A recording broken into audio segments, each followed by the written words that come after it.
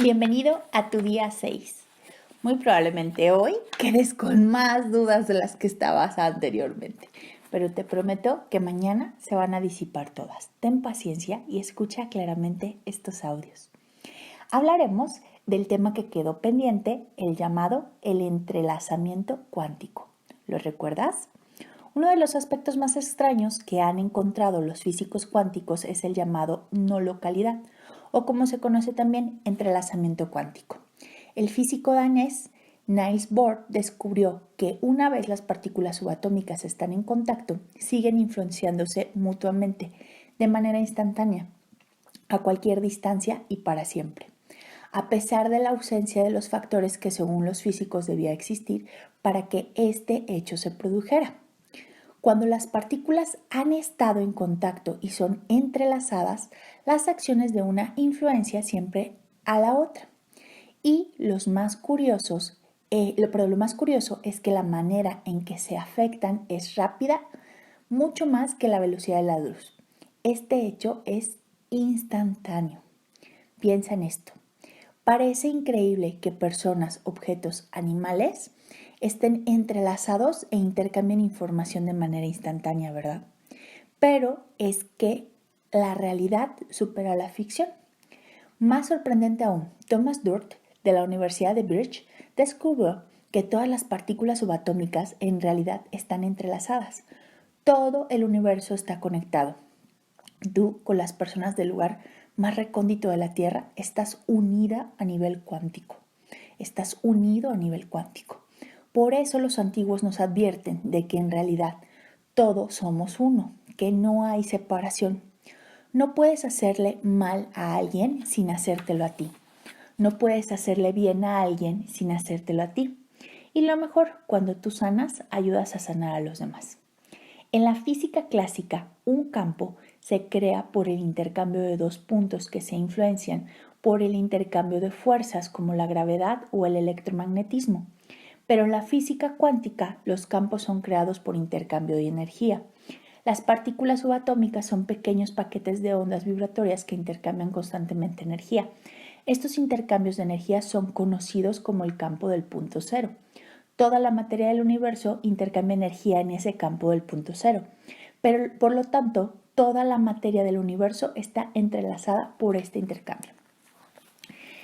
Imagínate que tú tienes la capacidad de ver tu piel, tu uña, tu cabello, tus ojos con un microscopio de estos maravillosos donde puedes llegar a las células y de las células ir más profundo e ir a los átomos. Estas teorías lo que nos dicen es que no hay espacios llenos, sino que al final todo está vacío, que lo que contiene a estos átomos, a estas partículas, es la vibración. Esta vibración genera un magnetismo, ¿te acuerdas que ya lo había hablado? El campo magnético de la persona. O ya en otras teorías más avanzadas, el campo áurico de la persona, que es lo que hace que las partículas o los átomos se mantengan lo más juntas posibles para darle forma a una materia. La diferencia, o como lo puedes ver muy claro, en el elemento más fácil de conocer esta teoría es el elemento agua. En su estado líquido tiene una forma, en su estado sólido tiene otra forma y en su estado gaseoso tiene otra forma. Y es la misma fórmula de composición H2O. ¿Ok? Entonces imagínate, cuando los átomos están muy juntos forman el hielo. Cuando están más separados forman el agua y cuando están completamente separados forman el gas y todavía nos quedan las nubes, ¿no? Entonces, esto es lo que significa la teoría. Al finalizar nos dice que una persona, por ejemplo, que llega a un espacio, que llega a un lugar, que tiene un contacto con otra persona físico, comparten células y la información celular de la otra persona se integra. Es decir, Lo hemos visto muchas veces en las parejas que se simetizan. Por el contacto salival y de otros fluidos, empiezan a transformar a veces hasta sus caras hasta que se parecen. No sé si te has dado cuenta de esto. Bueno, pues recuerda que vibraciones superiores van a jalar a las vibraciones inferiores, siempre. Y que vibraciones iguales vibran juntas. Todas estas teorías que te estoy enseñando, no tienes que tener la necesidad de querérselas enseñar a todo mundo. Lo más importante es que tú las aprendas para tu propia vida. Tú solo tienes que hacer tu parte, no tienes que intentar ayudar a nadie. Y sé que esto es muy doloroso, sobre todo para las que son esas mamás increíbles que siempre están dando detalles y siempre están viendo cómo mejorar al mundo. Y bueno, no solo mamás, también hombres, ¿no? Pero tú no tienes que ayudar en este momento a nadie. Solo tienes que convertirte tú en tu mejor versión y el entrelazamiento cuántico hará el resto. Necesitamos que más personas sumen energía positiva en el subconsciente colectivo. Ya no necesitamos más miedo, ya no necesitamos más catástrofes. Estamos en una etapa de crecimiento y las etapas de crecimiento nunca han sido bonitas. Si tú te acuerdas, cuando pasaste de ser niño a ser adolescente, no fue bonito, fue bastante desagradable.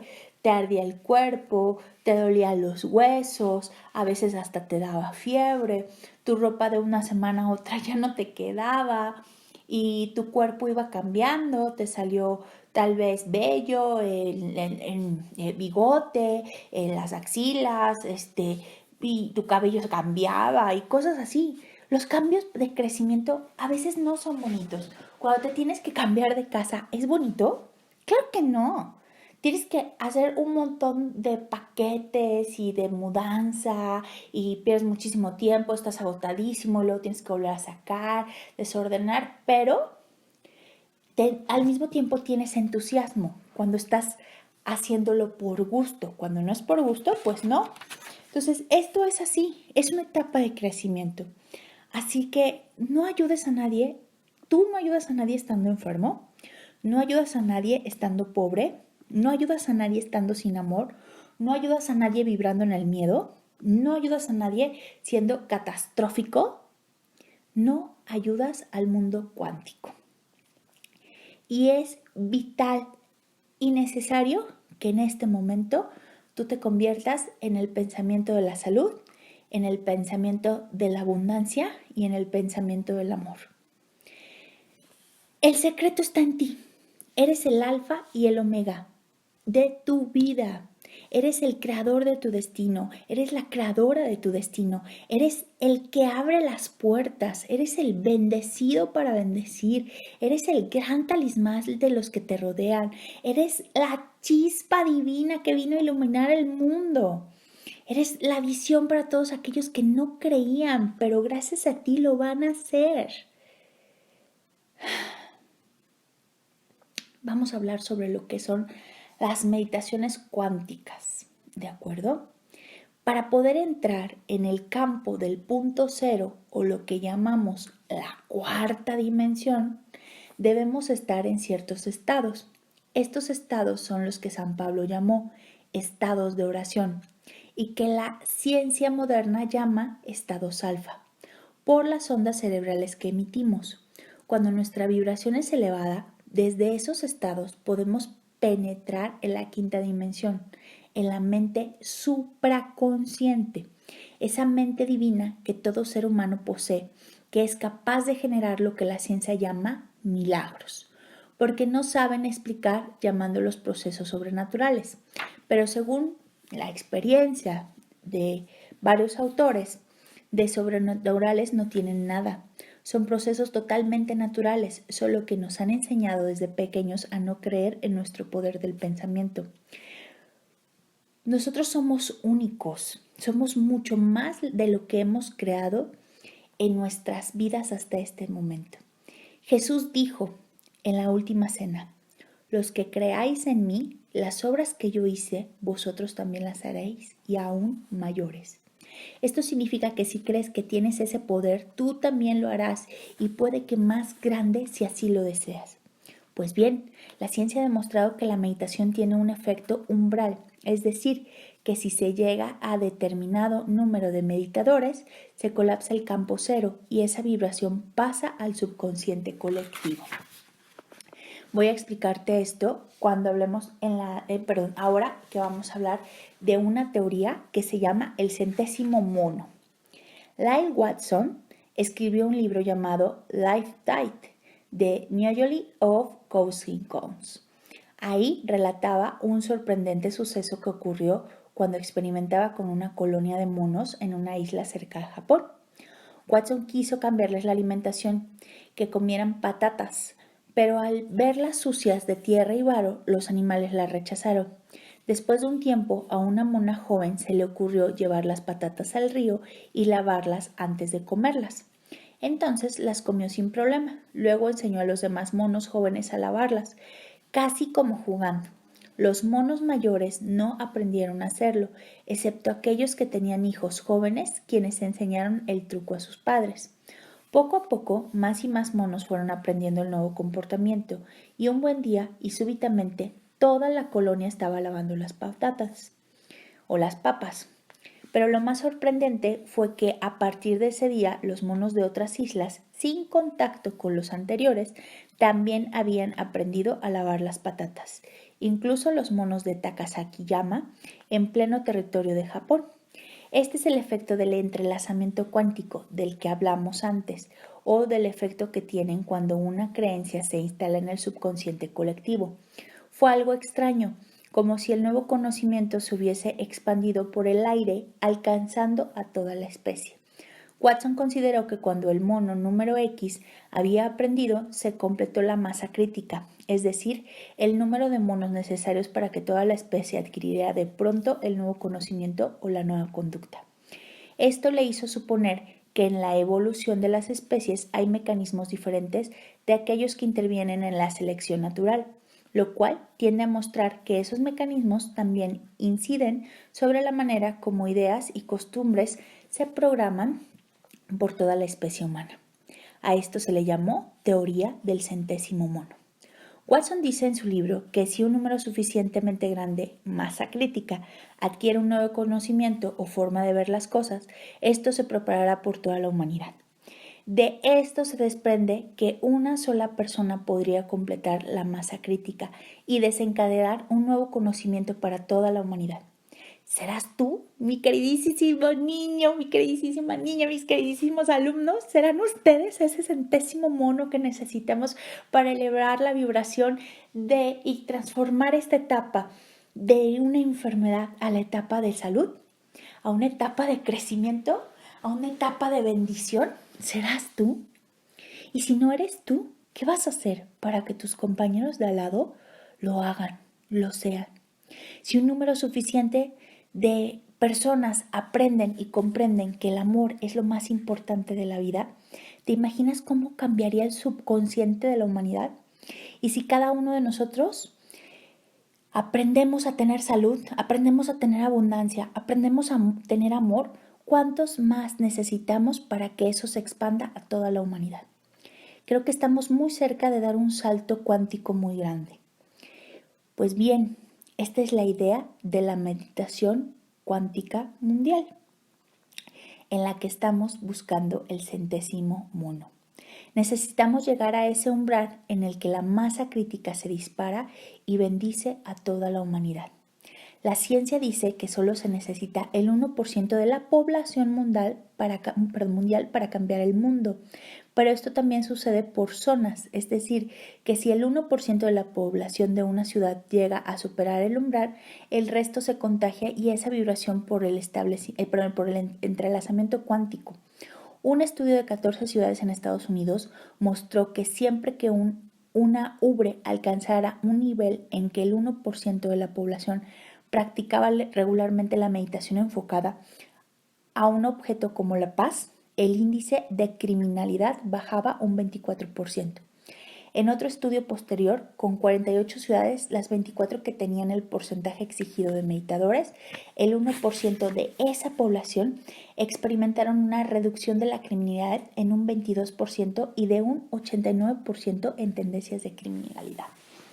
En las otras 24 ciudades en las que no había el umbral o masa crítica del 1%, la criminalidad aumentó un 2% y la tendencia de criminalidad un 53%. ¿Imaginas el efecto que puede provocar en el mundo cuando cientos de miles de personas se junten en una meditación cuántica y eleven su vibración con la intención del deseo ya concedido? En 1983, un grupo de meditadores se reunió en Israel para enviar intenciones a partir de la meditación e intentar ayudar a resolver el conflicto entre los israelitas y los palestinos. Durante las meditaciones hacían estudios comparativos entre el número de meditadores y el estado de las relaciones entre israelíes y árabes. Lo sorprendente fue en los días en que había un alto número de meditadores, la cifra de víctimas mortales en Líbano cayó un 76% y el alcance se extendía más allá del conflicto armado como la violencia común, crímenes locales, accidentes de tráfico, incendios, etc. Vamos a ver más datos. Sí, los hay. Se ha descubierto que meditar y aumentar la energía colectiva de la intención puede ayudar a bajar el índice de la miseria en el mundo. Durante un esfuerzo conjunto entre 1979 y 1988, el índice de miseria en los Estados Unidos cayó un 40% y el canadiense un 30%.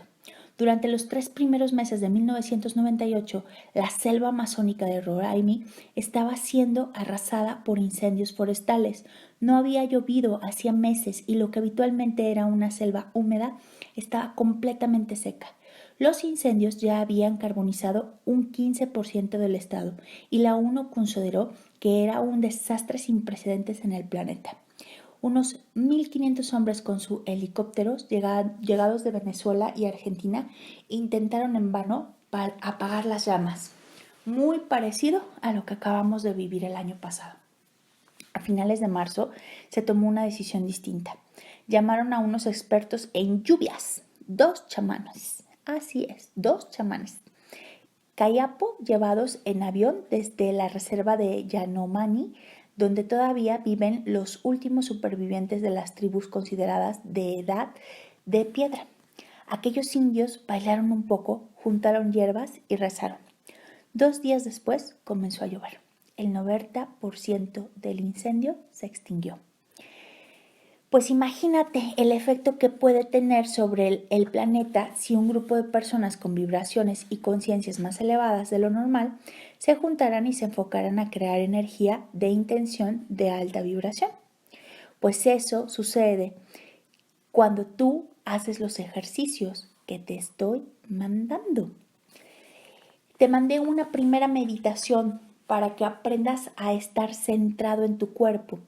Muchas personas cuando nunca han meditado, por ejemplo, hoy que no sé el día que lo escuches este audio, pero hoy que es sábado 444, hay muchísima gente que se está conectando a meditaciones colectivas con gente que pues no sabemos cuáles son las intenciones de las meditaciones.